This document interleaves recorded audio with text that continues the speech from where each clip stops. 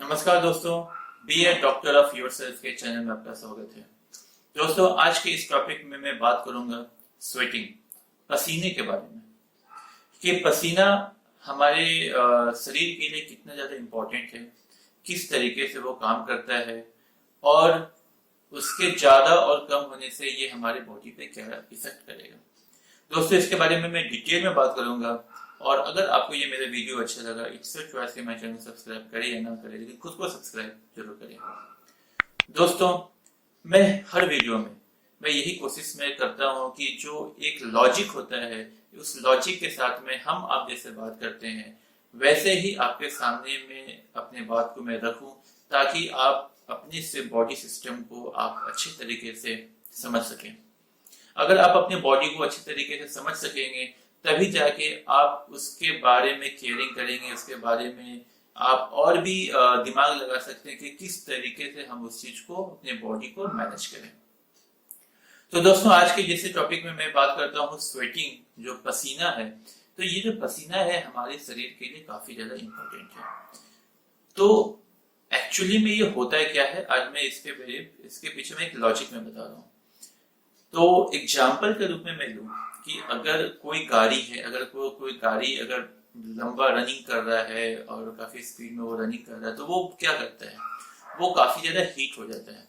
और हीट करने के लिए क्या करना पड़ता है, जब वो हीट हो जाता है तो उसको फिर वो ठंडा करने के लिए क्या करना होता है, तो हम लोग उसके ऊपर पानी देते हैं ताकि वो ठंडा हो जाए।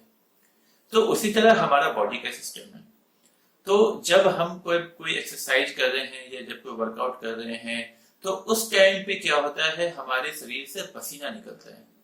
तो पसीना क्यों निकलता है, तो जब ये काम कर रहे होते हैं, जब वर्कआउट कर रहे हो, तो उस टाइम पे जो हमारा जो बॉडी का सिस्टम जो रहता है वो काफी ज्यादा हाई कैलोरी को यूज कर रहा होता है। तो उस जो कार्बोहाइड्रेट होता है, कार्बोहाइड्रेट को बर्न करने के लिए, उसको जला के एनर्जी को प्रोड्यूस करना होता है, और उसके लिए ऑक्सीजन काफी ज्यादा चाहिए होता है। तो हमारा जो ब्रीथिंग सिस्टम होता है, तो वो बोलता है, ब्रेन बोला कि हमारे बॉडी के अंदर में अभी एनर्जी का जरूरत है, क्योंकि हमारा बॉडी अभी वर्कआउट कर रहा है, तो आप ऑक्सीजन को खींचो। तो हमारा सांस वो तेजी से चलने लगता है, और जब वो उसके बाद जब तेजी से चलेगा तो ऑक्सीजन का मात्रा जल्दी जल्दी जल्दी हमारे बॉडी के अंदर में आएगा, और वो ऑक्सीजन को यूज किया जाएगा कार्बोहाइड्रेट को जलाने में। और वो जब कार्बोहाइड्रेट वो जलता है, उस टाइम पे फिर आपका एनर्जी निकलता है, एनर्जी निकलेगा, पानी निकलेगा और कार्बन डाइऑक्साइड निकलता है। ओके, तो ये जो फिर कार्बन डाइऑक्साइड होता है वो एक्सेल हो जाता है, वो हम लोग फिर वापस निकाल देते हैं। और जो आपका पानी होता है और जो आपका एनर्जी होता है, तो वो एनर्जी और पानी हम लोग अपने बॉडी में यूज करते हैं।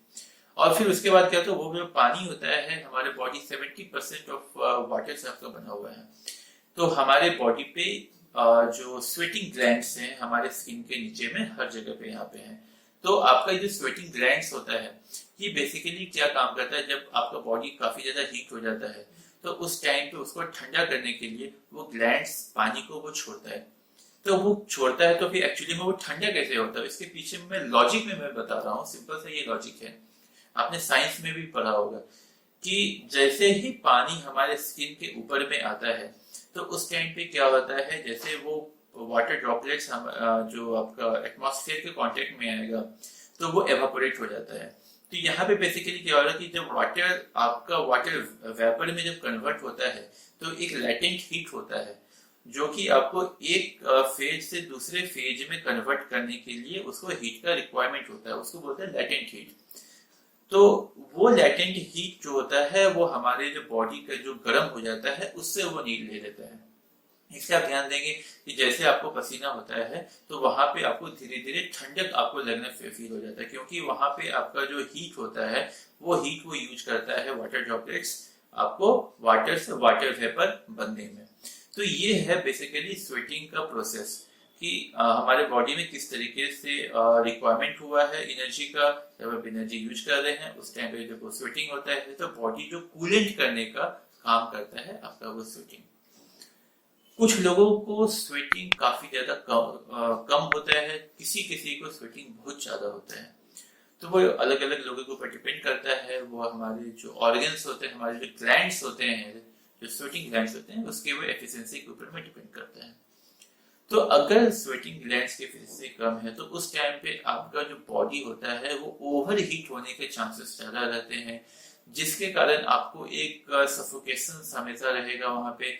जब आपको बहुत ज्यादा आप वर्कआउट भी नहीं कर सकते हैं, आपकी बॉडी अंदर से हीट अप हो जाएगी, तो वो बॉडी में काफी ज्यादा प्रॉब्लम्स क्रिएट भी कर सकती है। और वही अगर वो बहुत ज्यादा अगर पसीना अगर होता है तो वहां पे फिर क्या प्रॉब्लम होगा कि आपको जो डिहाइड्रेशन होने का चांसेस ज्यादा होता है, क्योंकि पानी आपका एक्सेस मात्रा में आपके बॉडी से निकल रहा है।